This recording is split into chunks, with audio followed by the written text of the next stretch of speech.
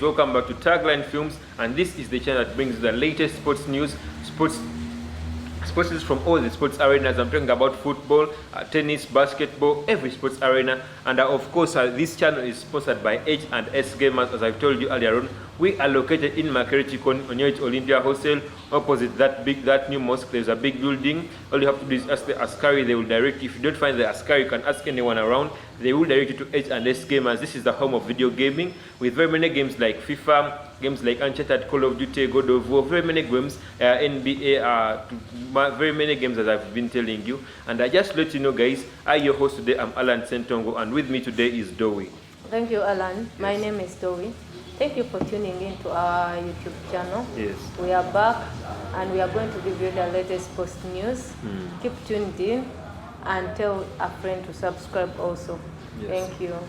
Yes, Dora, yes. As the world is going right now, we are getting closer to the FIFA World Cup, and as we are getting closer to the World Cup, we are seeing that it has been organized in Qatar, and as usual, the first game is played by the host.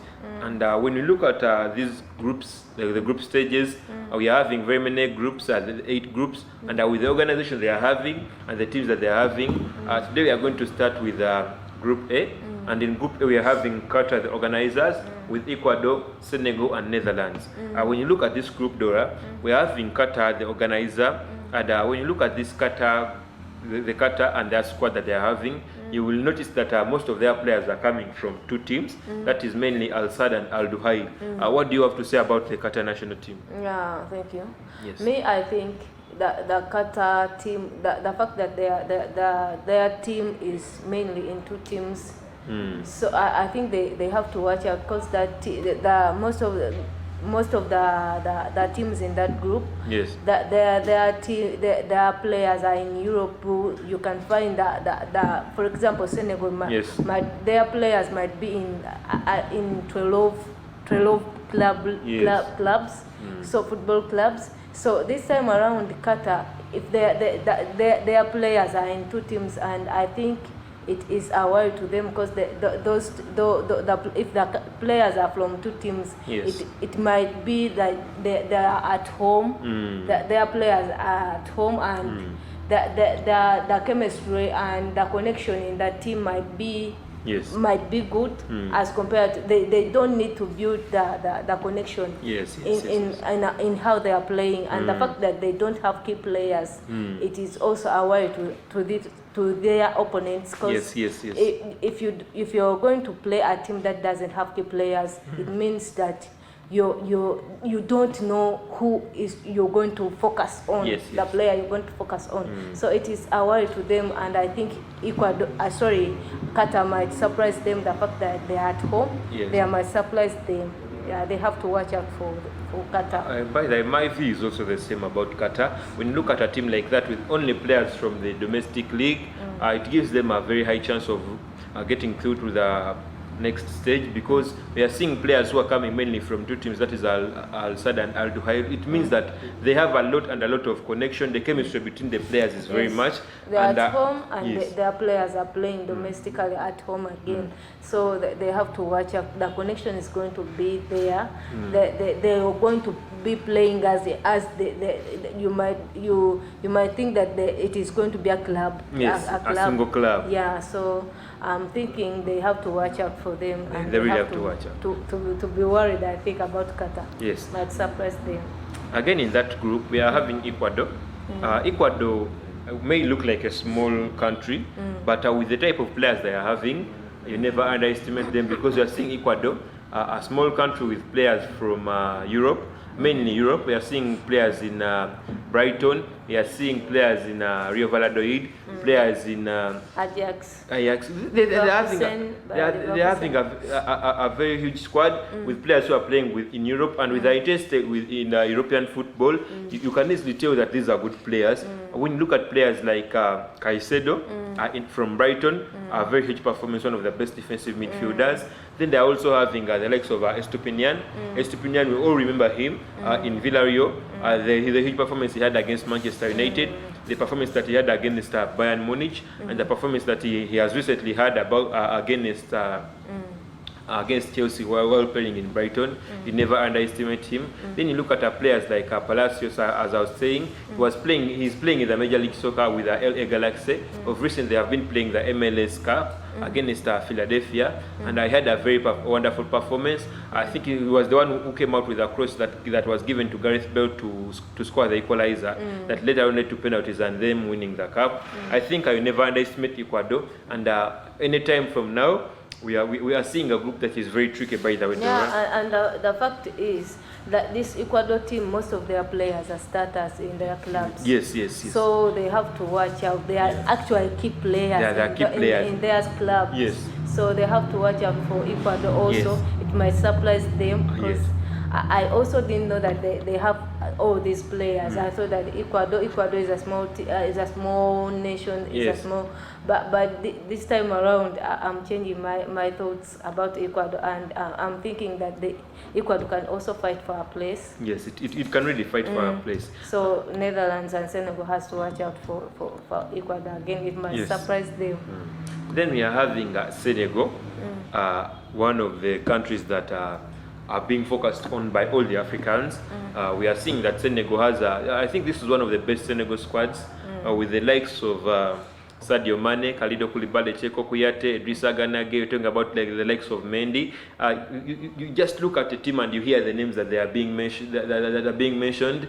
With a player like Idrissa Gana Gueye, he has won the French League one a couple of times, reached the final with PSG, Champions League final with PSG. He's also performing well in Everton. When looking at Sadio Mane, won the Premier League, won Club World Cup, won the UEFA Champions League with Liverpool, and his form right now in Bayern Munich, you never underestimate him. Then you're looking at a player like Edouard Mendy, their goalkeeper, won the Champions League. He won, I think it was a FA or Carabao, something like that, with a Chelsea. We learned coming out as the best goalkeeper in AFCON. I think Senegal is not any team to undermine. Again, the Senegal, this is their time to fight for something. Really their time. This is their time to fight for the World Cup, for at least something, or maybe quarterfinals or semifinals. Yes. It is their time, because if you see their players, they are all above 25 years, so you really have to, that is the age. They are all in that age that need to fight like we are about like never before. It is always now or never for players who are above 25. Yeah, exactly. Yes. So it is their time to shine. It is their time to give in. They can. I think they can. To me, in their group, they can make it. They can get out of this group. So they just need to focus and and look to everyone in the group as a strong opponent. Yes. Not to undermine them. By the way, I'll give credit to Cisse, the Senegalese coach. I like the way he trains his football and the style of play he's playing.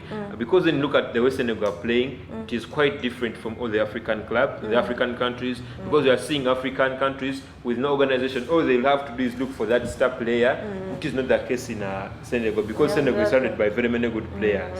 So you just don't be like, I'm looking for Mohamed Salah in the team, like I'm looking for like Sebastian Haller, I'm looking for Riyad Mahrez, I'm looking for Ashraf Hakimi. That is not the case with Senegal. This is a club that is surrounded by good players, star players, and every player can bring in something, can score. Every player has a right to score. You don't need to look for Sadio. Right from all the from the goalkeeping position, we have Mendy. Then in the defense, we have Kalidou Koulibaly. We're having the likes of Cheikhou Kouyaté, Idrissa Gana Gueye. I really trust the Senegalese team, and I think they have something to offer to us. And even the coach is a bit wise.